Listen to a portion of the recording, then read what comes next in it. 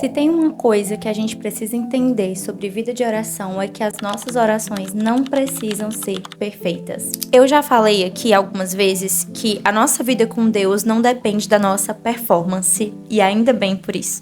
Isso também se estende à nossa vida de oração.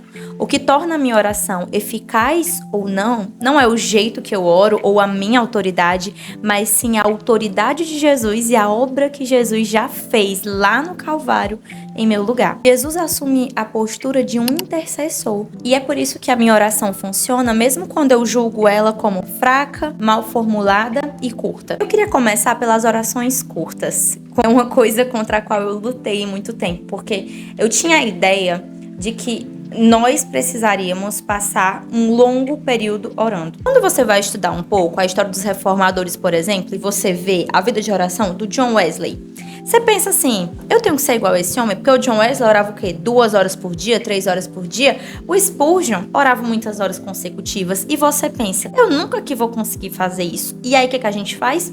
Não ora. Só que as nossas orações curtinhas também têm muito valor. Eu não sei você, mas eu sou o tipo de pessoa que eu amo demonstrar o meu amor por meio de tempo de qualidade.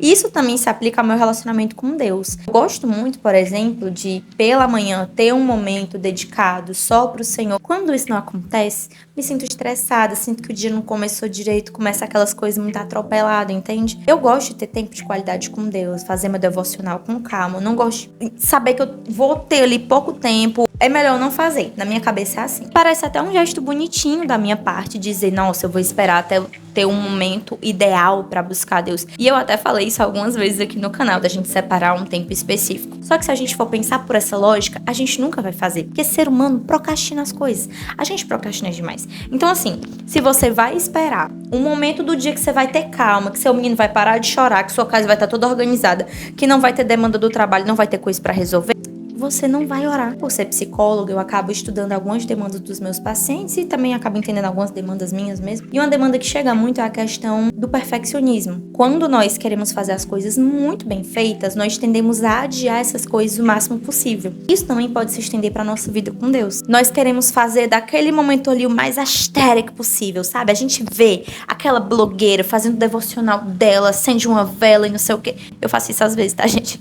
Também pode ser também uma autocrítica. Porém, eu não faço isso 100% das vezes. Tem dia, galera, que é eu, minha Bíblia, uma caneta e minhas lágrimas. Certa vez, eu ouvi uma frase do Luciano Subirá que dizia assim: a pessoa que diz, depois eu oro, dificilmente vai mesmo orar. E o que é que a gente faz para quebrar um ciclo de procrastinação em relação à oração? Uma dica que eu dou, que é a dica de ouro, assim, é você quebrar uma tarefa grande em pequenas partes. Quando a gente pega essa tarefa que parece tão difícil, como por exemplo as 2, 3 horas de oração que o John Wesley fazia, eu pego essas 2, 3 horas de oração e eu quebro ela em pequenas partes ao longo do meu dia.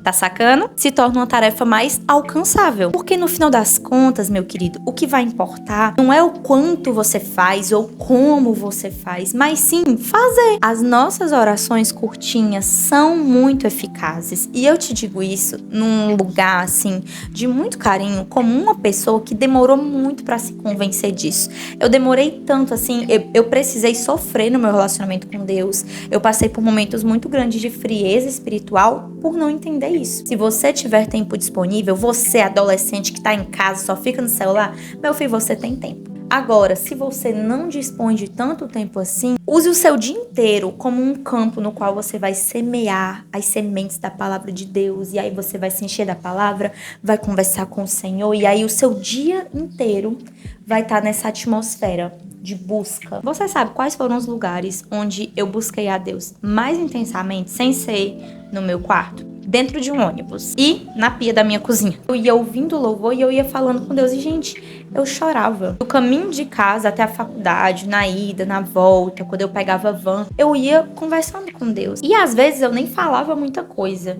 mas eu tinha ali um momento de entrega tão grande. Derramei minha alma diante de Deus muitas vezes no banco de um ônibus, com o motorista tocando Aviões do Forró. E na pia da minha cozinha, gente, eu acho que não tem um ser humano na Terra que diga assim, eu amo lavar a louça. Mas lavar a louça foi uma coisa que eu ressignifiquei pra mim desde que eu li A Liturgia do Ordinário. Desde que eu li esse livro, eu entendi que As atividades que a gente faz de manutenção na nossa vida, para evitar que a nossa casa se deteriore ou apodreça, como por exemplo lavar louça, são atividades que nos lembram que a vida espiritual também é uma manutenção. Quando eu falo dessas coisas, eu me lembro muito da mulher samaritana, sabia? Porque ela tem uma dúvida que ela leva até Jesus e ela pergunta assim: mestre, onde é que a gente tem que adorar a Deus? Porque os meus ancestrais diziam que era nesse monte aqui.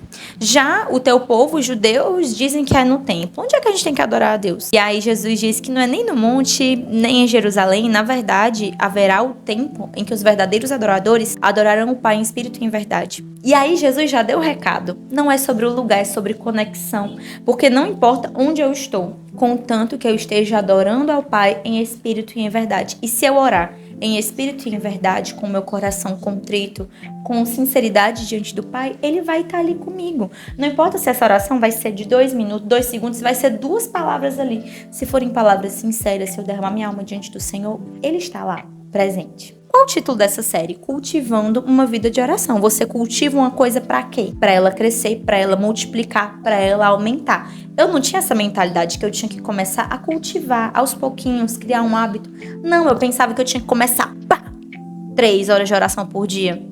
Gente, nada na vida é assim. Porque existem coisas que levam tempo. Uma coisa que eu aprendi muito com a psicologia, principalmente com a TCC, é que nós não podemos viver a nossa vida baseada naquilo que nós sentimos. Porque os nossos sentimentos, os nossos pensamentos, nossas emoções, elas são muito traiçoeiras e elas são muito voláteis às vezes. E até uma coisa que eu já compartilhei com vocês, eu não posso medir, sabe, colocar uma métrica no poder que as coisas espirituais têm baseado naquilo que eu tô sentindo. Porque Deus não depende do que eu sinto pra agir na minha vida. Eu queria te dizer que o fato de você não sentir nada, às vezes, enquanto você ora, não significa que Deus não sinta. Eu pensei durante muito tempo, eu sofri com isso, tá? Que eu só cresceria em oração se eu me sentisse bem enquanto eu orasse. Que eu precisava me emocionar todas as vezes, que eu precisava chorar.